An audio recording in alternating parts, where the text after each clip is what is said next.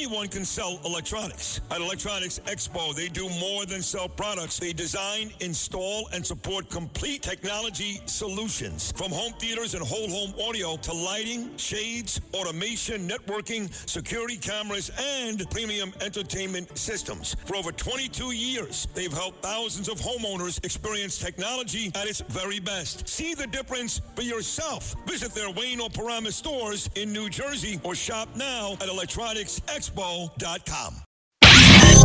the squadron, they called him Bullets, but we call him Greg Kelly. Greg Kelly is on the air on the Red Apple Podcast Network. Just digesting that mega download of information from President Trump in Ankara, Turkey, with the NATO F-35s to Turkey. Don't be so prejudiced against Turkey, all right? Turkey is in NATO. You realize all of our kick-ass airplanes we have sold to our friends. We have.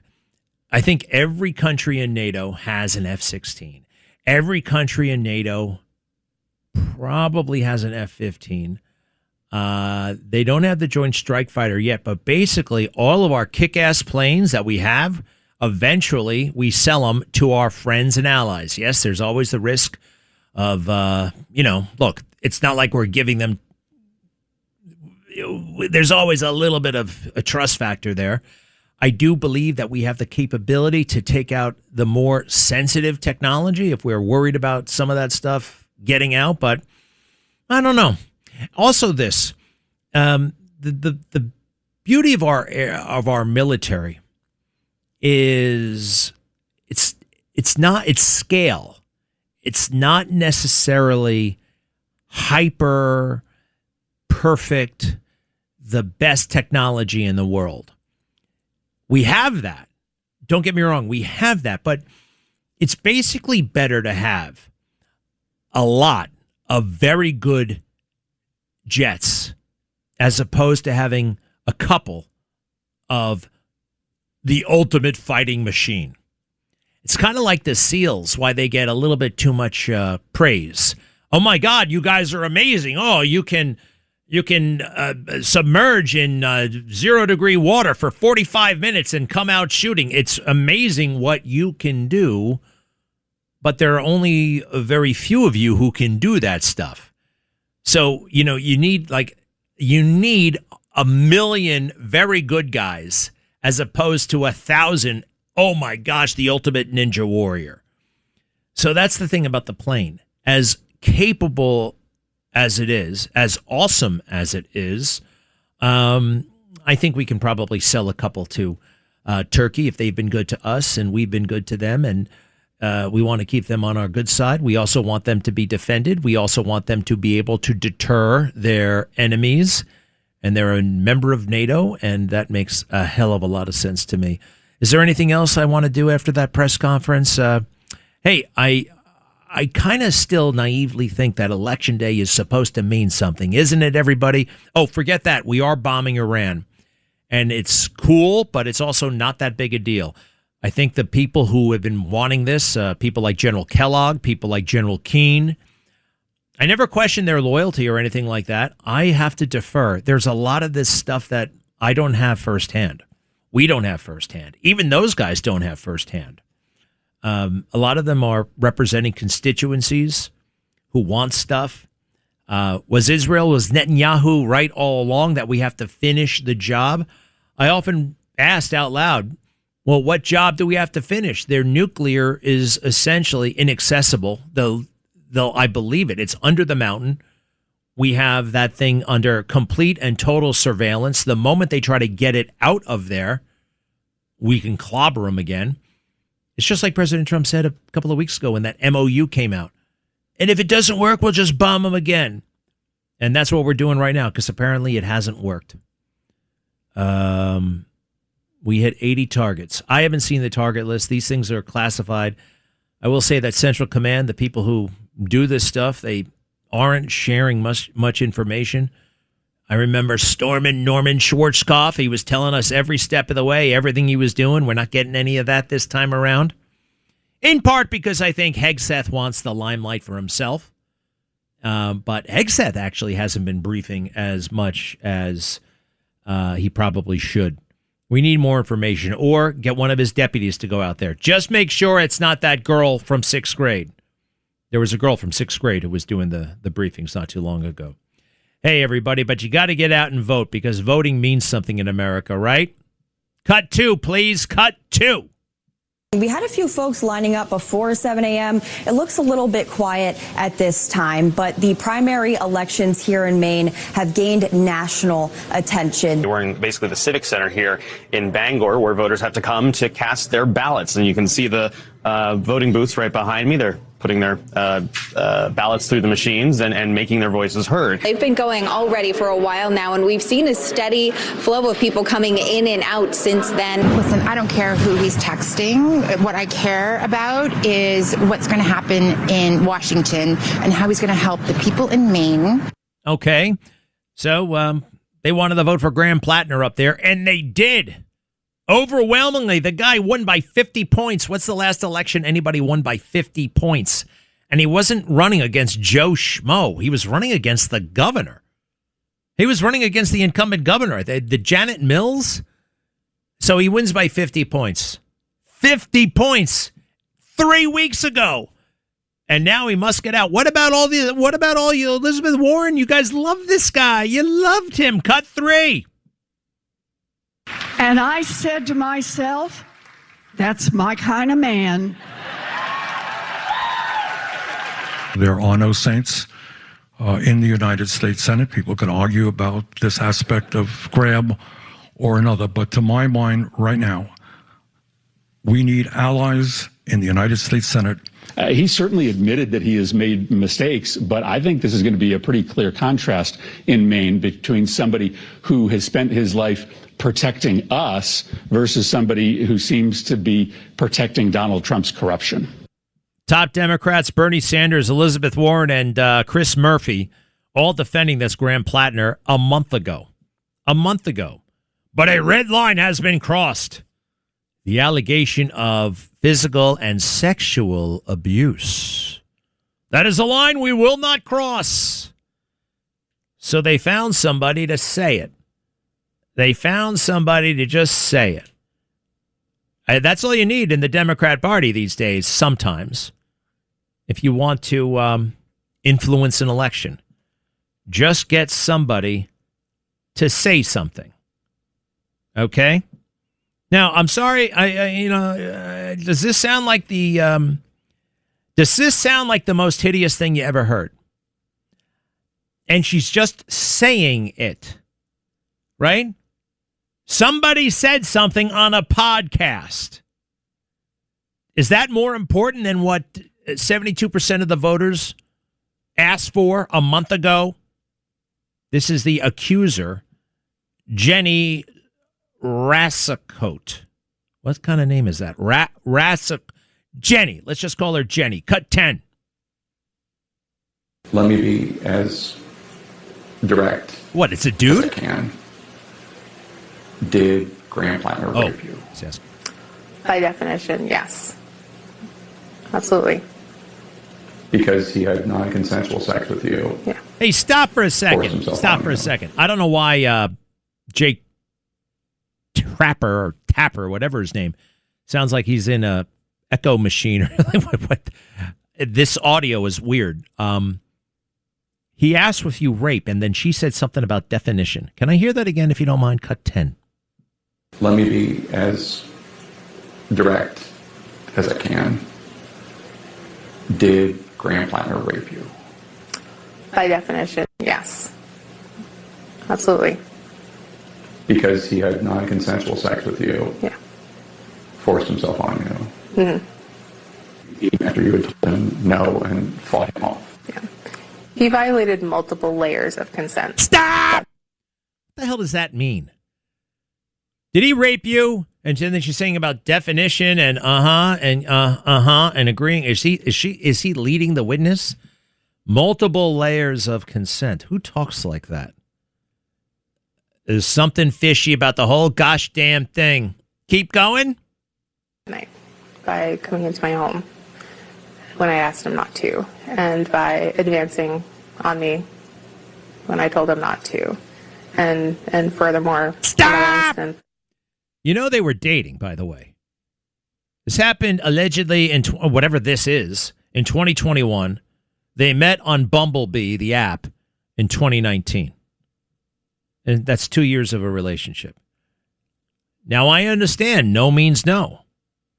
But there's something that doesn't add up here. Keep going. Do. And with protection. Yeah. So, yeah. By the way that my nervous system reacted to this experience, absolutely. By the way, her nervous system reacted to the situation. What the hell does... I think she's being very legalistic and weird. Isn't she? Legalistic and weird. Now, there's another one.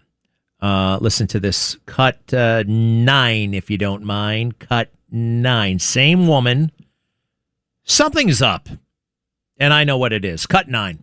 He had kind of like jumped on top of me and indicated that he had intentions that were sexual in nature. Indicated. And I remember just at first being like, hey, I'm not into this. I could smell alcohol and I was like, this is different. He is heavily intoxicated. I don't believe that you can think that that scenario was consensual.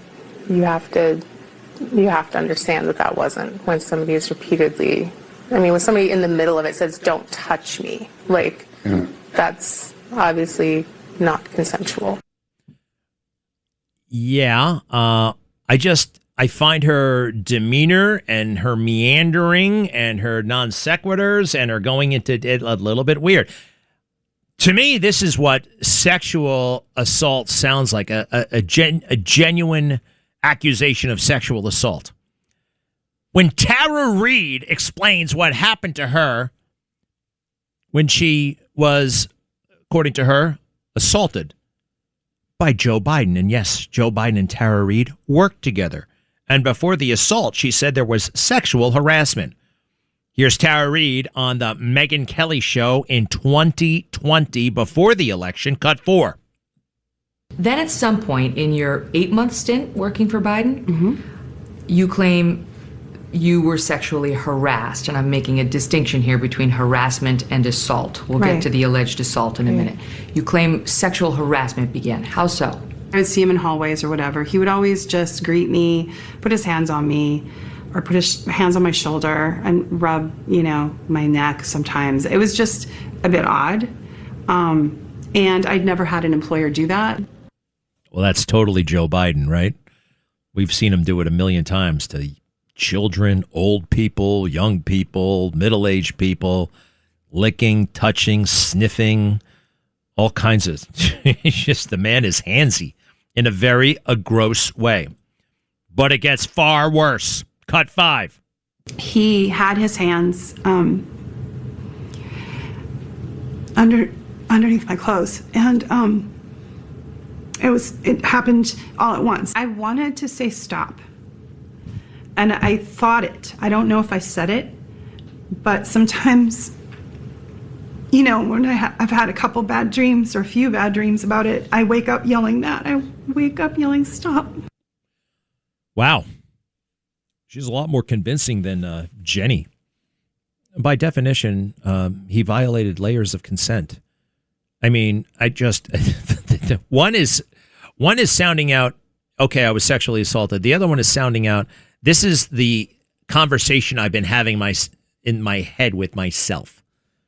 And look, this is why I think Graham Plattner should not drop out. Conservatives, we believe in standards. I believe in standards for everybody. Standards, that standardization, law, fairness. And these apply and should apply to everybody, including and maybe even especially my enemies. It's easy. It's easy to say your friends and family deserve the benefit of the doubt. That's easy. What credit is it to you if you want it for your friends and your family? Everybody wants that. Gangsters want that. Bad people, murderers want that.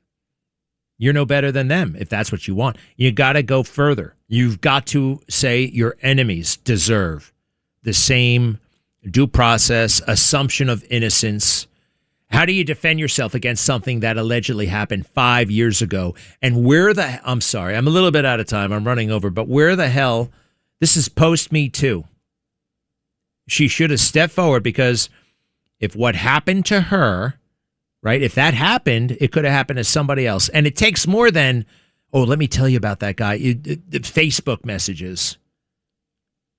The week before the deadline to take this guy off the ballot, she goes on camera, is bad. And it's not democratic, literally. Democratic, ruled by the people. If the people of Maine want to nominate that screwball, isn't somebody supposed to honor that, recognize that? Otherwise, we're no better than the Soviet Union, old-fashioned Soviet style. I'm talking hammer and sickle and Leonid Brezhnev and the rest of them. Be right back. Greg Kelly on the Red Apple Podcast Network. I happen to believe Donald Trump is a threat to democracy. Donald Trump is a threat to democracy. Trump's threat to democracy. We've seen it happen over and over, and there's a pattern. Donald Trump is a threat to democracy and should be prosecuted. The same people who tell you that Graham Plattner must go away because, I don't know, Bernie Sanders and Elizabeth Warren and a couple of other people who don't live in Maine say so. The people voted. The people decided 3 weeks ago, 50 points. It's pretty wild. Democracy. Do they know what the word means? Probably not. Demo means people. Demo, Greek, people. Krasi is basically government. People government. People government. The people. And the people elect the representatives. Vice President J.D. Vance is about to speak in somewhere about fraud. I think it might be, I'm not sure where he is. I saw some pictures of J.D. Vance. He was pretty chubby a couple of years ago. It's interesting. I don't think President Trump would have chosen him if he was chubby, right? I've been chubby for a good chunk of my life. And right now, I don't think you could say that I'm chubby. I'm doing it because GLPs, right? And maturity. I realized, geez, you know what I mean? I'm not going to live forever. I'd like to live longer. There's this sense when you're in your 30s, I'll get around to it sooner or later. And all of a sudden you're 45 and whatever. The Iran campaign is back on, and that is a good thing. We can handle it. Blaine Holt when we come back.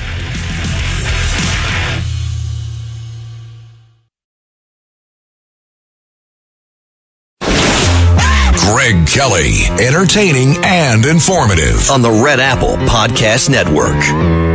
Hello, we are back, and big things are happening in Iran, as in big bombs landing on radar sites, maybe a couple of the mullahs. The war is on again, and we're bombing the hell out of them, and a lot of people wanted this, and President Trump didn't rule it out when that MOU was kind of signed. And look, I think we can handle it. I'm not alarmed. I feel like we're in a pretty good spot right now. I'm kind of watching the news, and everything is kind of proceeding as normal. I mean, there's a lot of news about Plattner. There's a lot of news about the building falling down, and there's some news about we're bombing again.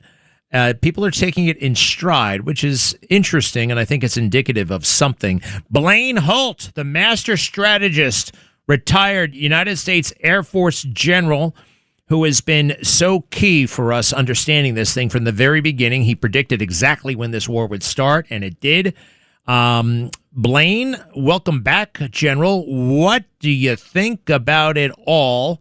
I just said a few things. You should say something smarter than what I just said. But that is the gist. That's the gist of what I'm getting.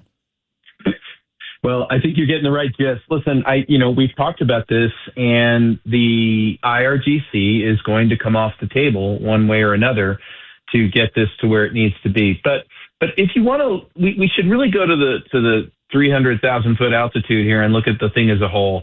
The Pezeshkians, the Galibafs, the what's his name, Aragachis, these are the guys who were negotiating with us to get that MOU signed. What did they really do? They stepped into the President Trump time trap. So we think the Iranians are playing us for time. It's the other way around. What has happened since that MOU was signed? Well, we have a resistance force now building in the Iranian population. We have the Kurds now massing up on the northern border. We have the Iraqi leadership now expunging themselves of Iranian spies and money laundering, and we have a revolution that's about to pop. We have the remnants of the regime. The Mojtaba guy can't even show up for the IRGC. They get charity from President Trump, and they put banners all over the Ayatollah funeral that says, "We will kill Trump," in Farsi. And so what has the president done? He's now pulled the time wick. Okay, time's up. Put your pencils down. Now get used to the United States military taking out the rest of the besieged, the rest of the IRGC. We'll tell the Iranian people, oh, it's time. Go start your revolution, and we'll finish this off. But the masterstroke was that he announced the MOU was dead next to President Zelensky at the NATO summit, because he was sending a dual message to the European leaders and to President Zelensky. Do you see how not following President Trump's leadership leads to him changing the rules? And so that's a warning as he's going to look to offload this war in Europe as well. Okay, wow. All right, so when he said it, that's interesting. I never would have picked up on that. So he says the MOU is dead. And if I'm Zelensky and I'm standing there, like, what am I thinking? Like, how does that apply to me again? It applies to him in that they have resisted the diplomatic efforts of President Trump all the way through. The European leaders have said the only thing that fixes this is more money and more weapons. They've even convinced themselves that Ukraine is turning the tide in this thing. And President Trump smartly knows there's no military solution in front of this thing. And what he is saying, what he is showing right there next to him at the NATO summit is, you see what I just did in Iran? I just collapsed the entire thing. I just changed my mind, and now they're going to get a different deal. So in the NATO summit right now, he's laying out how the end of that war in Europe's going to go. And it's masterful communications, because he's sending these messages out in all directions. And it's not just Iran. Iran and Ukraine, Russia do have linkage, and President Trump proved that today with his remarks. That is so fascinating. Now, look, I saw him a little while ago. I saw the press conference. Marco Rubio was over his shoulder. You're telling me he said that out loud, and was Zelensky like literally right there? Right there, sitting right next to him. The other thing he said, which I thought was knock dead brilliant, was he said, and everybody was freaking out, he said, well, listen, Ukraine, we'll license you, give you Patriot licenses. You can build them yourselves, and we'll take 25% of the missiles back for our own stocks because you owe us. And we'll just do that. I was thinking about this deal anyway, and we'll do that.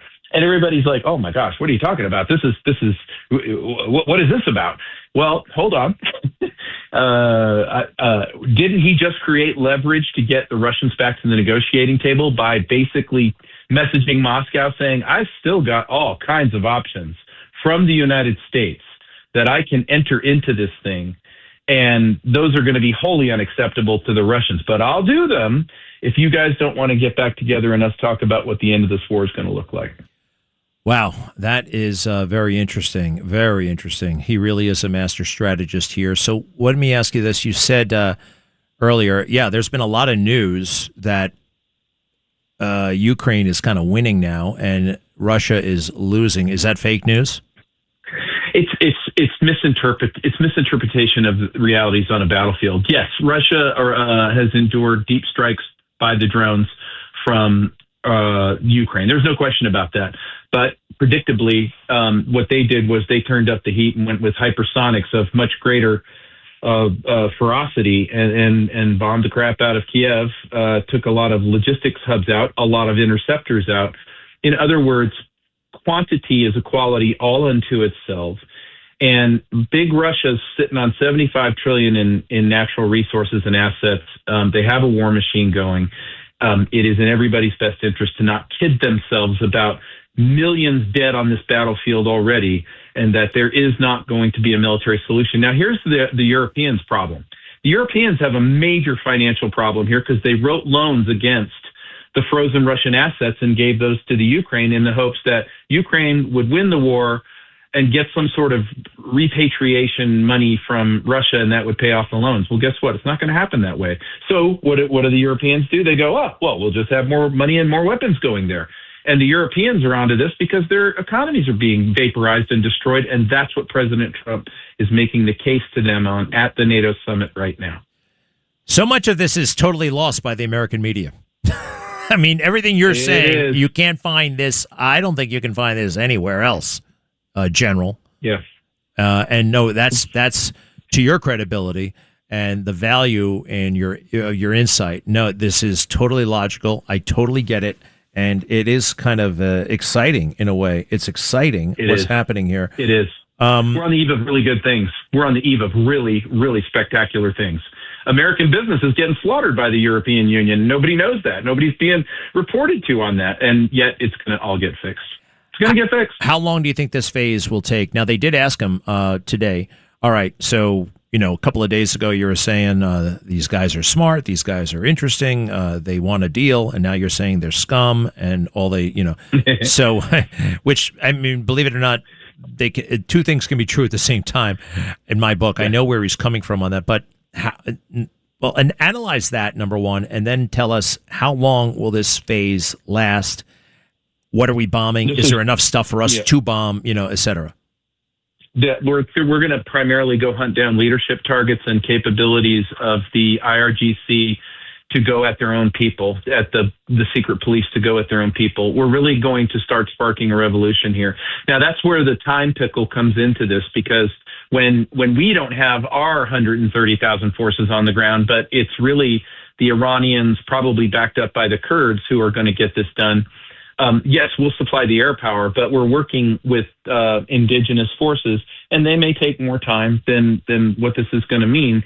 I don't know that because the Iranians are so furious because they don't have food, they don't have water, they don't have a currency, and they're lied to every single day by everybody. And so, look, I think all of the recipe for the cocktail is there, and I would love to see it end like in weeks, but we could see this go into the fall. Okay, well, I don't like that. And obviously, oil prices are coming up again. We know that. That's happening. Although I always pointed out that even in the heart of this last series of bombings, whenever that was a month ago, oil prices never went higher than they were under Joe Biden in 2022. And you would never know that by watching the fake news. How concerned is President Trump about oil prices going into the midterms, and how much should that, or is that, governing his decision making here? Yeah, I think he's managing it quite well. Scott Bessent is helping him every step of the way with managing oil price futures. Just 2 weeks ago, oil dipped below $80 a barrel, and we were dancing in the streets. Now it's at 75, and we're like, oh gosh, we're in trouble. So I think it's being managed fine. The other part is when we want to get ships through, we can, and we will, and I think we'll see that very soon. The strikes last night were really horrific on the IRGC's coastal defenses, and I guess the president said we tagged like 28 of their fast boats. They're going to run out of those things pretty soon.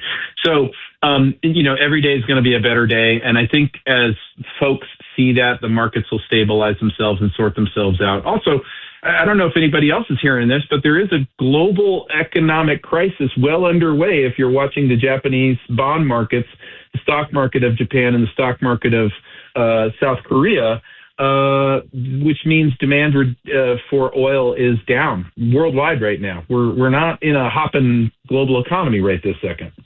Huh. Well, that's interesting. That's very interesting. Does this vindicate a lot of the people like General Kellogg, General Keane, who were saying, hey, we got to continue bombing? They were saying it last week. They were saying it for a couple of weeks now. And the job isn't over. Did President Trump stop the bombing before the job was over? Or was this part of a deliberate, hey, let's regroup here. Let's get some more bombs. Was this whole thing a little bit of a ruse on our part? Yeah, no, the generals can say whatever they want. This general certainly does. But what I would say is President Trump has had a timeline and a plan, and they have fallen into every single trap that President Trump has set for them.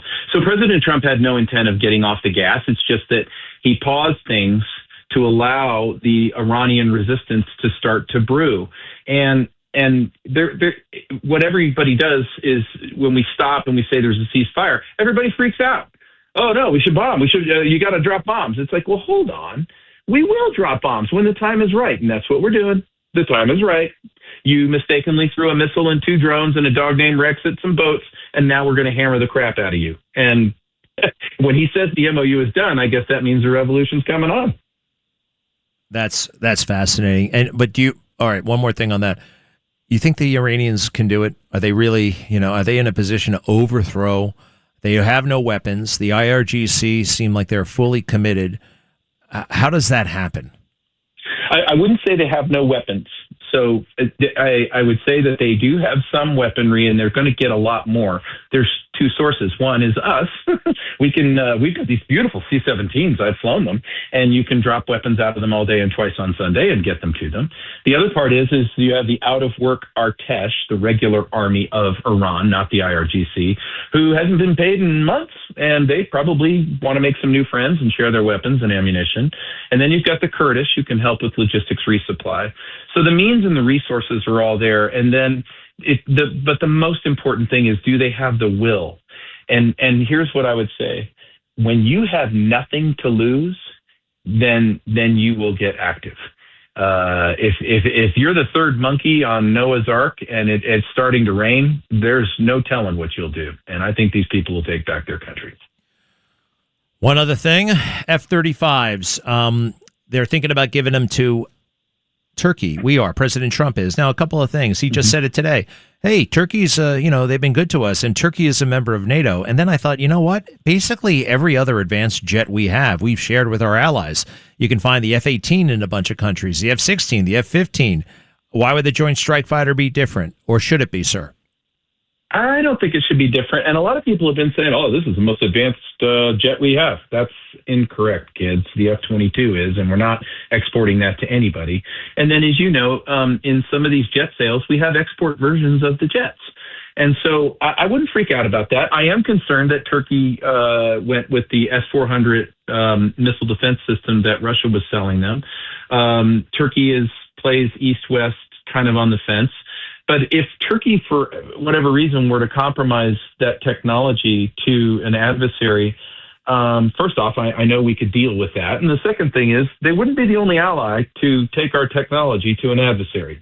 And so I think, the president will sort this out. I know Israel's going to raise all kinds of holy hell on this one. But I think the president's thought these things through. And we'll see whether they get an F-35 or not. But there's a lot more to come on that. And I do like that the president muddied the waters and threw that into the dialogue pool to watch how everybody's reacting. And a lot of people don't understand that about President Trump. He will throw something into the pit just to see how people chew on it. He really is something else. It's amazing to watch. General Holt, you are very good at domestic politics as well. And if you don't mind, I want to get your take on Plattner in Maine. Mm-hmm. Look, I got to tell you, I have reservations about a situation where a major political party is not listening to its voters. And, 4 or 5 people that we don't know or we know who they are, but they don't live in Maine, and they're just rearranging everything. Screw the people. That guy won the primary by 50 points. This woman's accusations, I've heard worse about Joe Biden, for crying out loud. And now they're going to throw him out. I just don't think that's right. And I think it is not a good thing in America where one woman coming forward about something that allegedly happened 5 years ago can stop a man's career dead in its tracks. I couldn't agree with you more. But the thing to me is the Democrats get themselves into trouble because they don't bring ethics, integrity, or character to any one of their choices. They don't care. They just want someone that they think that they can get across the line by any way, shape, or form. And so they've really stepped in dog crap here because before Plattner, they had 80 million reasons not to have this guy go into the primary for all kinds of reasons because he doesn't pass any of these tests. And so now they've got this stink on them, and now they're going to try to extirpate themselves of this, and it's just not going to work. So I guess that's the end of his political career and the end of their ambitions to take out Sue Collins, who, by the way, is not a shining star in the Republican Party. This should have been a no-brainer for them. If they'd have gotten a moderate Democrat in Maine, they'd have won hook, line, and sinker. It's pretty wild, man. Pretty wild. Fascinating times. General Blaine Holt. This guy is so smart, sir. I want to. If anybody wants to find out more about you and your company, which is very intriguing, tell us where that company is and where we can find it. Yep, we're headquartered in Boca Raton, Florida. We are at Xeriant.com, Xeriant. And I will tell you, we just got over our biggest hump. Our advanced materials for construction, meaning we replace sheetrock and tapes, they have passed their fire tests. They have passed all their certifications. We are getting orders now, and we are just loving it. This is a technology company. We do this technology for these construction products comes from the aerospace sector, comes from artificial intelligence and all kinds of different things, but it's cross-pollination of technologies. I have never been so excited about any project that I've been on in my career, and thank you for letting me mention it. But at Xeriant, we are popping. Well, listen, I don't care what the hell it makes. You're involved, and I'm in. Okay? You are so super smart. Xeriant. I'll check it out. We will check it out. General Blaine Holt, thank you very, very much. You put the whole world in perspective for us, and we will be right back. Greg Kelly, entertaining and informative on the Red Apple Podcast Network. 800-848-9222. 800-848-9222. Andy, hello. Hello, can you hear me? Yep. Hey, I just wanted to make the analogy. You're talking about the psychology of the Maine politician, why he's still running. It's just as if he was in a murder trial. And what would his lawyers give him advice? If he thought that a couple of jurors would get him off the hook, he would lie and say, I'm innocent. So that he's going to stay in the race as long as he thinks he can win. And if the Democrats think that he's going to lose because of this new accusation, the Democrats are going to get rid of him. Like, that's not hard to understand. If he thinks he can win, he's staying in. Yeah, I don't know about the analogy you just came up with. I mean, he's got a fighting chance. You can't say a guy who just won 50% of the vote, and they already knew that there was sex stuff about this guy. They already knew that there were allegations of various sorts. Okay, it wasn't like this woman, but this woman, I mean, I've heard worse about Joe Biden, for crying out loud. I've heard worse of Joe Biden, and he became president of the United States. So, yeah, I think you should stay in. And you know what, Andy? I think you and I have an interest in this. I think you and I have an interest. If some person comes out of the woodwork and says, oh, this happened to me 5 years ago, and then this guy just quits, I don't think it should work that way. Granted, there's a lot of other stuff.